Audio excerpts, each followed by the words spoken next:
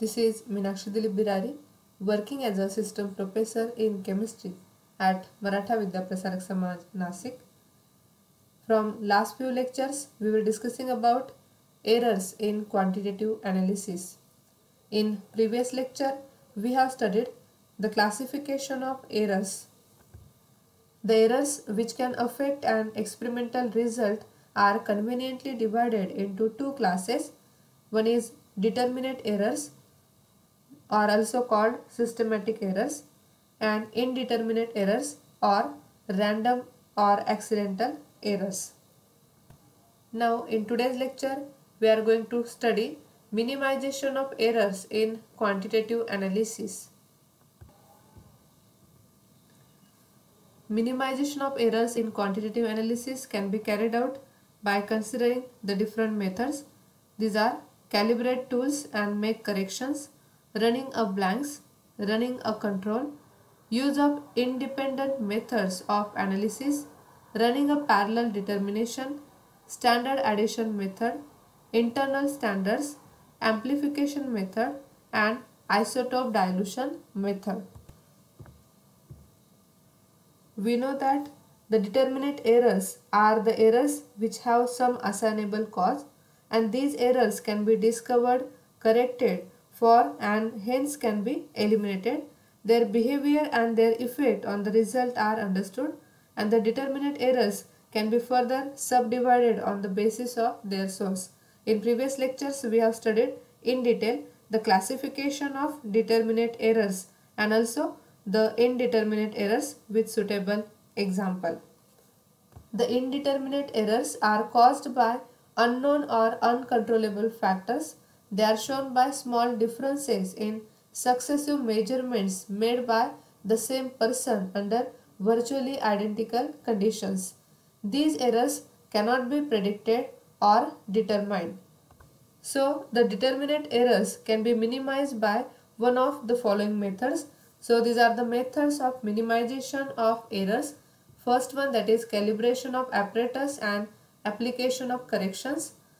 Second, running a blank determination. Then running a control determination. Use of independent methods of analysis. Running parallel determinations. Standard addition. Internal standards, amplification methods, and then isotopic dilution. So these are the different methods by which the errors can be minimized. So let's see these methods in detail. First one, that is calibration of apparatus and application of corrections. Determinate errors of instruments and apparatus are usually corrected by calibration. The response of most of the instrument undergoes a change with time owing to wear, corrosion or mistreatment. So the instruments should be calibrated before use. So all instruments, that may be weights, flask, burettes, pipettes, etc., it should be calibrated and the appropriate corrections applied to the original measurements. In some cases where an error cannot be eliminated, it is possible to apply a correction for the effect that it produces. Thus an impurity in a weighed precipitate may be determined and its weight deducted. So the determinate errors of instruments and apparatus are usually corrected by calibration, and the instrument should be calibrated before use.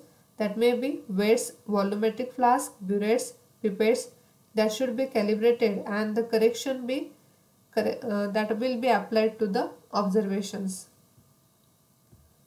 Second one, calibration of apparatus and application of corrections. Here also the same thing I have also already explained, that the appropriate corrections applied to the original measurements. All apparatus should be calibrated. In some case errors cannot be eliminated. Apply a correction for that effect.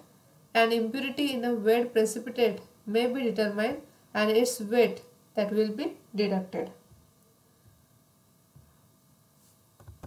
Second method to minimize the error, that is running a blank determination. This consists in carrying out a separate determination, the sample being omitted under exactly the same experimental conditions as are employed in the actual analysis of the sample. The object is to find out the effect of the impurities introduced through the reagents and vessels, or to determine the excess of standard solution necessary to establish the endpoint under the conditions met with in the titration of the unknown sample. A large blank correction is undesirable because the exact value then becomes uncertain and the precision of this analysis is reduced. Constant errors affecting physical measurements can frequently be evaluated with a blank determination in which all steps of the analysis are performed in the same manner under same experimental conditions but without the sample. The purpose is to find out the effect of impurities introduced through the reagents and vessels, or to determine the excess of standard solution necessary to find the exact endpoint of the titration of the unknown sample. A large blank correction is usually avoided because the precision of the analysis is then reduced. Next method, that is running a control determination. This method is applicable only in certain cases where known or standard samples are commercially available and the exact analysis of which has already been carried out by skilled workers. This consists in carrying out a determination under as nearly as possible identical experimental conditions upon a quantity of a standard substance which contains the same weight of the constituent as is contained in the unknown sample. The weight of the constituent in the unknown can be then calculated from the relation. So this one is the relation result found for standard divided by result found for unknown, that is equal to weight of constituent in standard divided by x, where this x is the weight of the constituent in the unknown. So by using such a type of the equation, the weight of the constituent in the unknown can be calculated. Standard samples include primary standards, that may be sodium oxalate, potassium hydrogen phthalate, arsenic oxide and benzoic acid, and ores, ceramic materials, ions, steels, steel making alloys and non-ferrous alloys. In this method, determination of the constituent in nearly same weights of the known, that is standard, and unknown samples is carried out under exactly identical experimental conditions. The known and unknown samples are expected to contain almost same percentage of the constituent, and the weight of the constituent in the unknown sample can be found out by using such a type of the relation.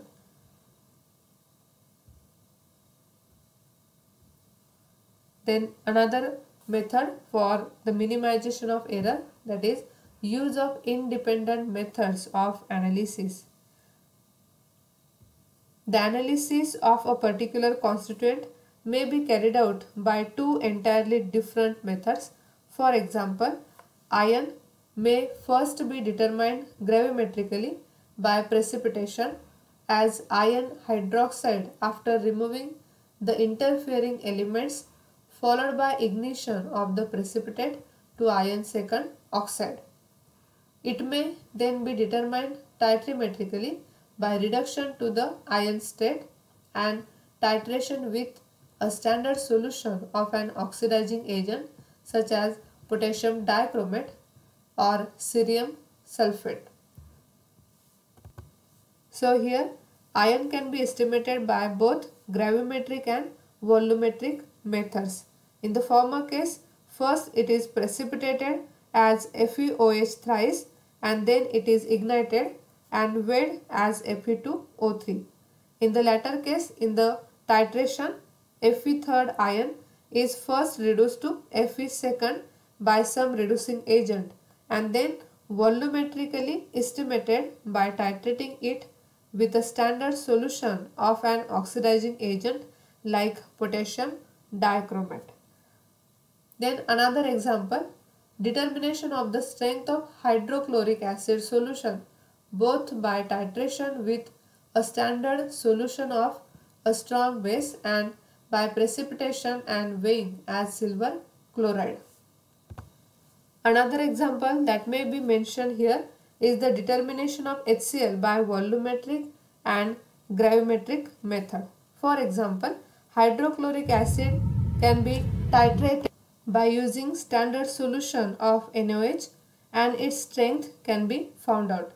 Then chloride from HCl is precipitated as AgCl and its strength can be found. If the results by two different methods are similar, then it is highly probable that the values are correct within small limits of error. So these are the two examples. By using independent method of analysis, the errors can be minimized. If the results obtained by the two radically different methods are concordant, it is highly probable that the values are correct within small limits of errors. So the analysis of a particular constituent may be carried out by two entirely different methods. So we have taken these two examples. That examples are helpful to explain how these independent methods of analysis are responsible to minimize the errors.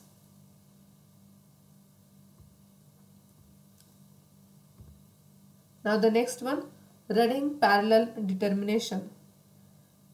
The results obtained for an observation in parallel determination, that may be duplicate or triplicate, serve as a check on the result and indicate what is the precision of the analysis.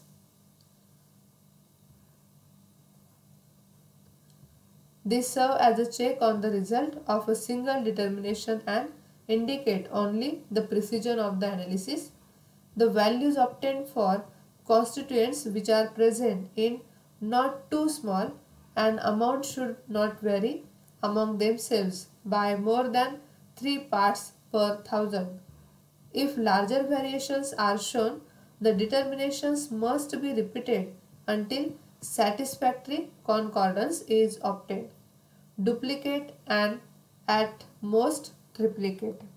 So the result obtained for an observation in parallel determinations, that may be duplicate or triplicate, serve as a check on the result and indicate what is the precision of the analysis. The agreement merely shows that the accidental errors or variations of the determinate errors are the same or nearly the same in the parallel determinations. Determination should suffice. It must be emphasized that good agreement between duplicate and triplicate determinations does not justify the conclusion that the result is correct. A constant error may be present.